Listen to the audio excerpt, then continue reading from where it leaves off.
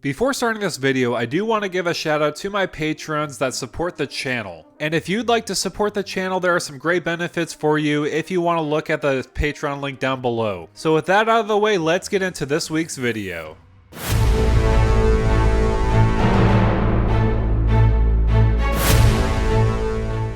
What's going on YouTube? This is Devin coming back at you with another video today on PubStomp MTG. Glad to have you here. Today we have a brand new commander that's a mashup of Satoru Umezawa and Goro Goro, a disciple of Ryusei. We have a ninja and we have a samurai teaming up together to become Goro Goro and Satoru. So this is a legendary creature, goblin human. Whenever one or more creatures you control that enter the battlefield this turn deals combat damage to a player, create a 5/5 red dragon spirit creature token with flying.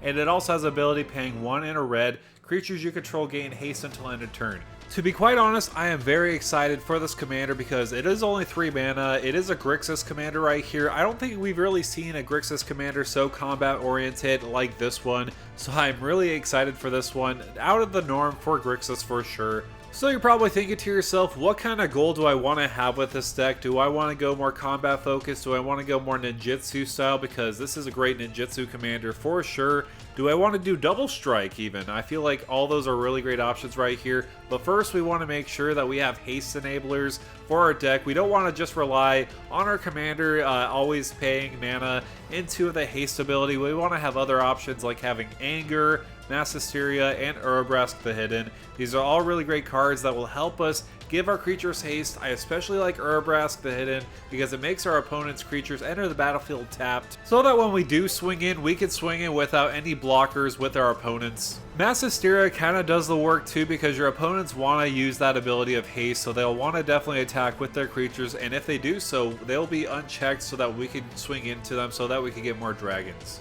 Also, another big factor with these haste enablers, your creatures will always have haste entering the battlefield, so it is important to note that later on into the video when I discuss extra combats. But there are definitely other ways we can trigger that ability so that we can get more 5/5 red dragons onto the battlefield. We don't have to rely just on haste. We could also go into a little bit of a ninja theme so that we can get that ninjutsu trigger so that when they enter the battlefield and they deal combat damage, we can get those dragons as well. The first card I thought about when making that ninja theme is Thousand Face Shadow. This is just 1 mana, but you ninjutsu it for 4 mana. It does have flying, so it has some great evasion, and when it enters the battlefield from your hand, if it was attacking, create a token that's a copy of another target attacking creature. The token enters the battlefield tapped and attacking as well. So if you do have one of those dragons out on the battlefield, we can make an extra copy of it, or if we have another powerful creature on the battlefield, we could do that as well. Speaking of making copies of extra creatures, we do have Sakashima's Student, which is just a really great card overall. It has ninjutsu too. You may have it enter the battlefield as a copy of any creature on the battlefield,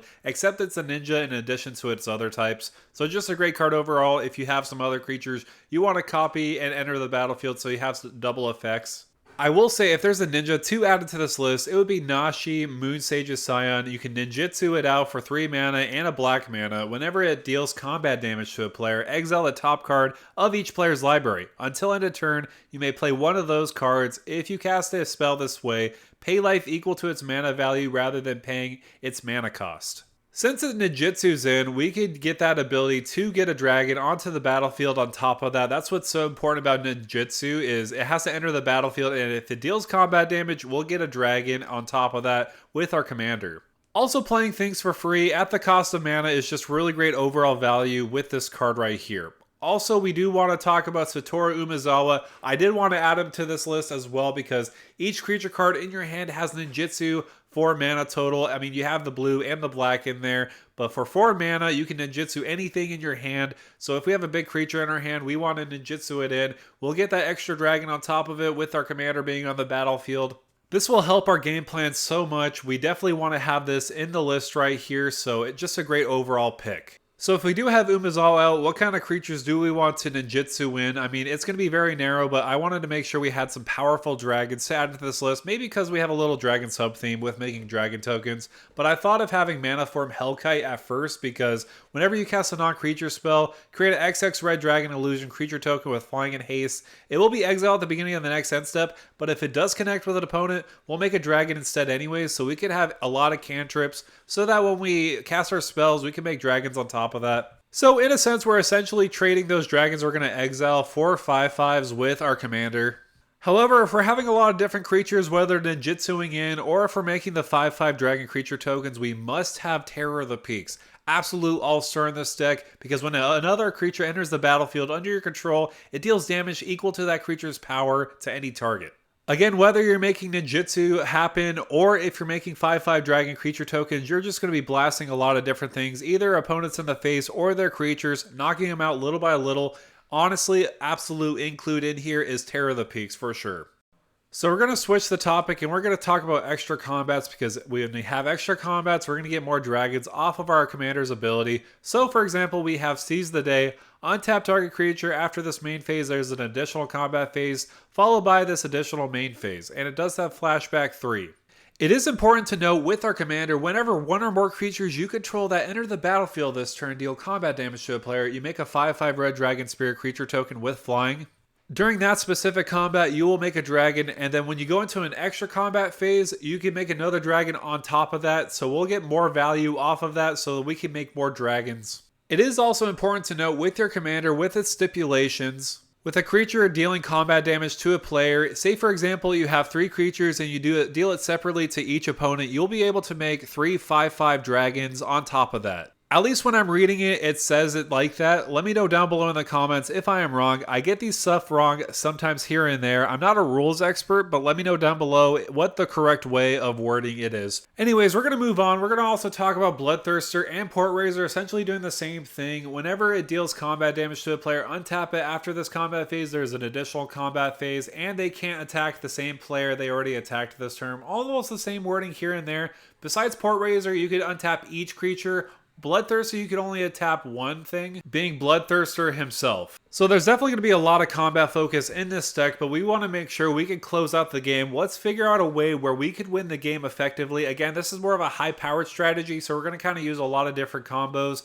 But what's nice about these combo pieces, they kind of function by themselves, where if you only have one piece, they work really well with the deck. So for example, we do have an extra combats combo with Neheb the Eternal and Aggravated Assault. Do know that you need 5 or more damage after each combat with Neheb the Eternal, so we could receive that red mana generated by it, so that we could pay into Aggravated Assault, so that we could untap all creatures we control and get an extra combat phase, so that we could go into an infinite combat, so that we could kill everybody on the turn. We do also have a way to get infinite combats with our commander, Goro Goro and Satoru. So we'll have our commander on the battlefield, and we'll also have a Dragon Spirit token on the battlefield as well. We'll attach Breath of Fury onto the Dragon Spirit token, enchanting it, and when it deals combat damage to a player, you sacrifice and attach Breath of Fury to a creature you control. So because of our commander's ability, we'll make another 5/5 Dragon Spirit creature token with flying, and then we'll attach Breath of Fury to that new Dragon Spirit token. But wait, there's a problem. We need a haste enabler. We can only tap our mana so many times into our commander to make sure our creatures get haste. So the big factor into this is we want to make sure we have a card that gives haste permanently to our creatures, including our tokens we keep on making, so that they can haste in, swinging in, so that we can make more tokens and get extra combats. So I did mention some haste enablers at the beginning of the video, like Mass Hysteria, so that Breath of Fury can provide us that way to get infinite combats so that we can kill all our opponents. I do also have some pretty popular combos using Kiki Jiki and also Dualcaster Mage in there, because we want to get some extra ways so that we could win the game. The deck list is down below if you want to see the full deck list. I didn't feel like I really needed to explain those combos on here, because I feel like Kiki Jiki is well known for being an infinite combo machine, so that's why I didn't really add it in here. But that's going to do it for me, guys. Thank you guys so much for coming by and watching this video on Goro Goro and Satoru. I think this is going to be a pretty popular commander, one I might consider building myself.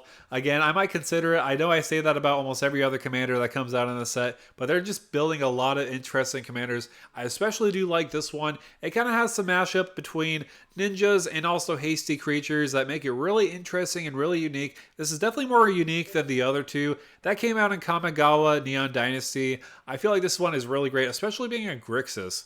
I feel like Grixis has a lot of Spellslinger themes, discard themes, or extra drawing card themes with Nekusar, but I feel like this is pretty original for what it does. Just focusing on combat in Grixis, I never really heard that before. If there's a commander that does that, let me know down below in the comments. Also, make sure to like, share, and subscribe to the channel. That's definitely the best way to support the channel. And with that out of the way, thank you for stopping by.